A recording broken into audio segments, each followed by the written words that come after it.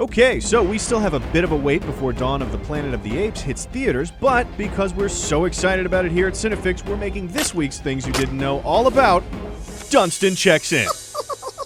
Totally kidding. Come on, you read the title of the video. You know what this is. Here are 7 things you didn't know about Planet of the Apes. Probably. Dawn of the Planet of the Apes is, of course, continuing the story we saw in Rise of the Planet of the Apes back in 2011. That movie turned out to be way better than a lot of people were expecting, which can mostly be blamed on bad memories of the Tim Burton reboot from 10 years before it. Yeah. Anyway, what you probably didn't know is that Rise of the Planet of the Apes features no actual apes at all, and neither will its follow-up. It's a triumph for the advancement of motion capture and CG filmmaking in recent years, but kind of a blow to the ape actor economy. Oh well, you probably should have formed a union or something.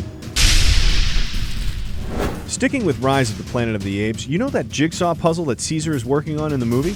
Well, what you may not have known is the puzzle depicts Taylor and Nova in the original Planet of the Apes final scene.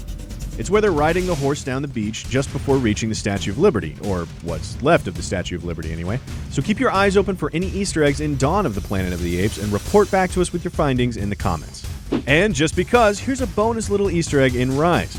Right there is a clip from The Agony and the Ecstasy starring Charlton Heston.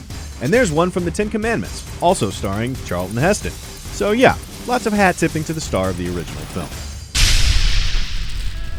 Let's go all the way back to the 60s and talk about the original Planet of the Apes. The famous reveal at the end of the movie where we learn that Taylor was on Earth all along was kept super duper top secret. By the way, I better not see anyone bitching in the comments about that being a spoiler. The movie came out 46 years ago. The grace period is over. Anyway, the filmmakers used a phony final 3 pages on the scripts that were given to everyone except those who were directly concerned with the last scene. They didn't want the details of the twist ending with the Statue of Liberty and the whole deal getting out to the public. This kind of secrecy campaign definitely wasn't the norm at the time, but it did pave the way for super secretive filmmakers today. I'm looking at you, J.J. Abrams. Even though the astronauts don't land on Earth in the book that the movies are based on, Rod Serling, who wrote the early drafts of the screenplay, pretty much always had the film taking place on Earth. But the idea that neither Taylor nor the audience would know it was Earth until the very end came courtesy of producer Arthur Jacobs and Blake Edwards. Edwards was set to direct the film early on, and then he dropped out, but whatever, let's move on. While having lunch at a deli, Jacobs and Edwards came up with the idea of keeping this detail a surprise. On their way out of the restaurant, they noticed a big image of the Statue of Liberty on the wall, and decided that Lady Liberty would be perfect for the big reveal. If they hadn't had lunch in that particular deli, Jacobs doubted they would have ever had the idea to use the statue at the end. Let's just hope that they tipped well that day. Between 1968 and 1973, there were 5 Planet of the Apes movies released, followed by a television series in 1974 and 1975. But from the very beginning, the real star of all of the Apes projects was the makeup. Many people think the first film had a makeup budget of $1 million, but that's actually not true. The final makeup budget was about half that much, but $1 million worth of makeup is better PR, so the filmmakers and studio just ran with it. As long as we're talking cash money, the film as a whole cost about $5 million, which was an insane amount of money at the time. Thanks to the massive budget and concern that it was a gimmick film, for years it didn't even look like Planet of the Apes would ever be made. All the studios turned the project down repeatedly. It was a smash hit in the end and grossed $22 million, and that's a whole lot of bananas. Sorry. It also received a Special Academy Award for Makeup Effects, a category that didn't exist at the time, which wound up being a great way of telling all of those execs who passed on the project to suck some monkey dong. Or ape dong. Either way, you get the point.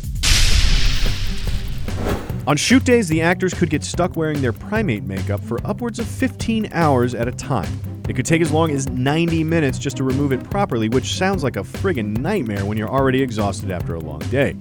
Well, Roddy McDowall, aka Cornelius, was not on board. He was known to drive home in his makeup at the end of the day and got a kick out of freaking people out on the freeway driving around in his chimp makeup. After a while, though, it got old and McDowall eventually started tearing his makeup off at the end of the day, just ripping it off with his hands. That takes some thick skin. Literally. For our final thing, let's bring things back to the current installments in the Planet of the Apes mythology. Rise of the Planet of the Apes was one of the first films to use motion capture technology on location. Before that, you pretty much had to do motion capture in studios with special setups for it. In fact, technology has gotten so good that Dawn of the Planet of the Apes was shot 90% on location. Now, this is just a guess, but I think the mocap rigs that Andy Serkis and the other actors have are a huge step up from having latex glued to your face for 15 hours like they did in the 60s. I guess, unless you're into that sort of thing. That's it for this episode, but let us know in the comments if you're as pumped as we are to see the new Planet of the Apes movie. Thanks for watching, and be sure to check out Cinefix and subscribe for more true-ish things about movies, and sometimes monkeys, right here on Things You Didn't Know.